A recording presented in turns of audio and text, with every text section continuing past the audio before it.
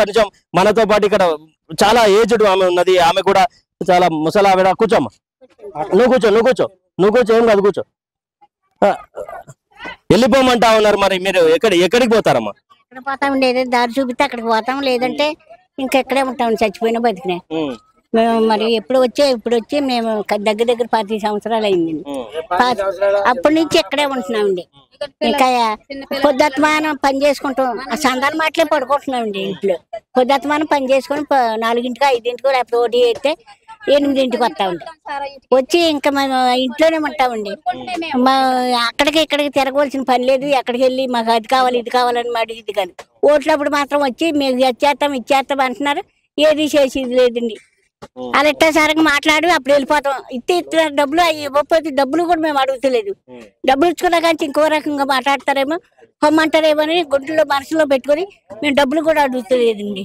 Current bill ఎప్పటి నుంచి కడుతున్నామా? Current bill కట్టాం ఛానల్ బట్టి 5 సంవత్సరాలు 6 సంవత్సరాలు. వెళ్ళిపోమంటే ఏడికి పోతారు? ఎక్కడ పోతాక ఎక్కడ ఉందండి మాకు దారి? ఊళ్ళోనే వెళ్ళిపోతాకి ఆంధ్ర అండి మాది. అక్కడ ఇల్లు లేవు, వచ్చేసాం. తలాలు ఉన్నాయండి, ఇల్లు లేవు అక్కడ. ఇక్కడ చూస్తే ఇక్కడ పొమ్మంటున్నారు. ఎక్కడ పోవండి మేము? పోనీ ఎక్కడైనా ఎదుగుదామనంటే ఎవరు ఇస్తారండి? ఒక్కడ పాటు మీద మేము ఎలా బతకాలండి? అందుకని మేము చచ్చిపోతాం ఉంటే ఉందామని మేము 5 ఏళ్ళు లెక్కేసుకున్నామండి.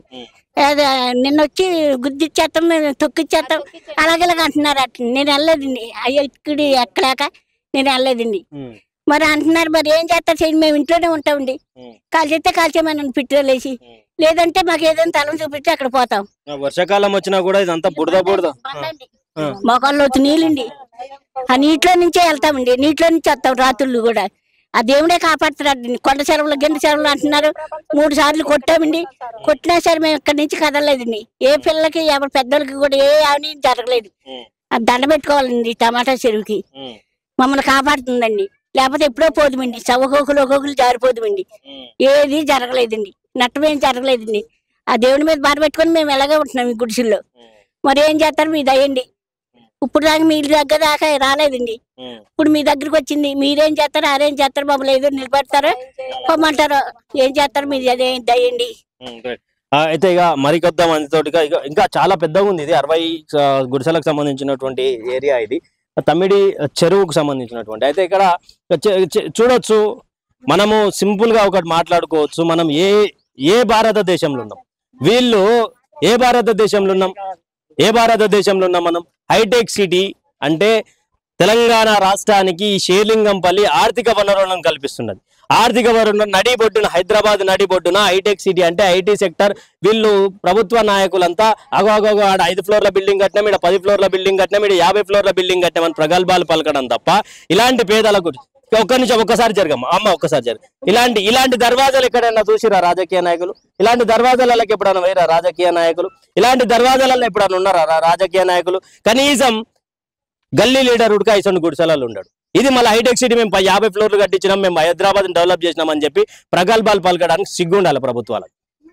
మరి అది కాదు ఇది కాదు, ప్రభుత్వాలకు మేము ఫ్రీ ఉచిత బస్సులు ఇచ్చినాము, అది ఇచ్చినాము, ఇది ఇచ్చినాము, అవన్నీ కాదండి. ఫస్ట్ ఇలాంటి పేదల కడుపులు కొట్టకండి. ఫస్ట్ ఇలాంటి పేదల కడుపులు కొట్టే బదులు మీరు ఇక ఏమైనా వీళ్ళ కోసం ఏమైనా చేయండి. వీళ్ళు ఏమడుగుతా ఉన్నారు, మేము కబ్జా చేయలేదు సార్, మేము గుడిసెలు కట్టలేదు సార్, మేము గుడిసెలు వేసుకున్నాం, మాకు ఏదైనా పరిసరాల ప్రాంతాలు ఇస్తే మేము కూడా అక్కడ పోయి గుడిసెలు వేసుకొని బతుకుతాం, కానీ మేము కిరాయిలు పట్టుకొని బతికే స్టేజ్లో లేమని చెప్పి మాట్లాడుతూ ఉన్నారు. మరి ఇది అన్నిటికి కూడా ఇక చాలా పెద్ద ప్రాంతం ఇది. దాదాపు ఎన్ని గుడిసెలు ఉంటాయి అనే 60-70 ఉంటాయా? పైన కూడా ఉన్నాయంట. పైన కూడా ఉన్నటువంటి పరిస్థితి అంట. ఒకసారి మీరు పనులకు పోయి వచ్చిరా అమ్మా?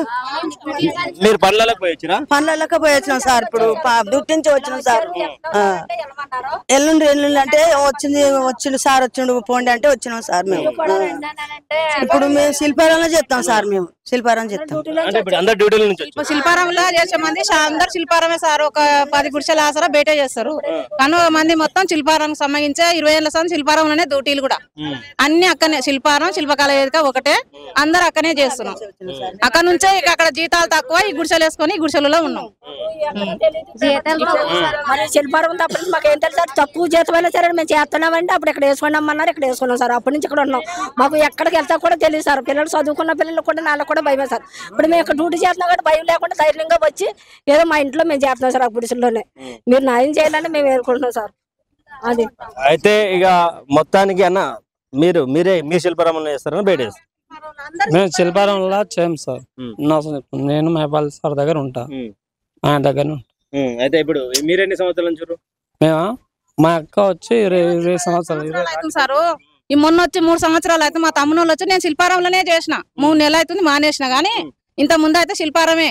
ఊర్లో ఏం లేదమ్మా మరి మీకు? మాకు లేవు సార్ ఆస్తులు, అవునని లేక మేము కూలి చేసుకునేటోళ్ళము, కూలి చేసుకుని బతికేటోళ్ళము. మేము ఇక్కడనే బతకాలని ఇంకా ఇక్కడనే ఉన్నాం సార్ ఇన్ని దినాల సంది. అక్కడైనా కూలి చేసుకునే, మాకు ఆస్తి ఆమదాని ఏం లేవు. అట్లా మేము రోజుకు కూలి చేసుకునేదే సార్. కూలీలోమే మేము, మాకు చెలక చేతనం ఏం లేవు. అందుకని శిల్పారంలోనే చేస్తున్నాం చాలా రోజుల సంది. ఇక జీతాలు తక్కువనో ఎక్కువనో ఈ గుడిసెలు ఇచ్చినందుకు అక్కడ సరిపోయిందని చేస్తున్నాం. ఇప్పుడు కిరాయిలు పెట్టుకొని ఆ జీతం చేయాలంటే కూడా చేయలేమని. జీతాలు ఇప్పుడు పెంచారు సారు, అది కూడా ఇప్పుడు ఈ సంవత్సరం పెంచారు. ఇంత ముందు 9,000, 6,000, 7,000 అట్లనే ఇచ్చారు. అక్కడ కూడా ఒకసారి పైకి విజువల్స్ కూడా చూపిస్తా. పైన కూడా చాలా గుడిసెలు ఉన్నాయంట. ఒకసారి అక్కడికి వెళ్ళి మనం మాట్లాడే ప్రయత్నం చేద్దాం.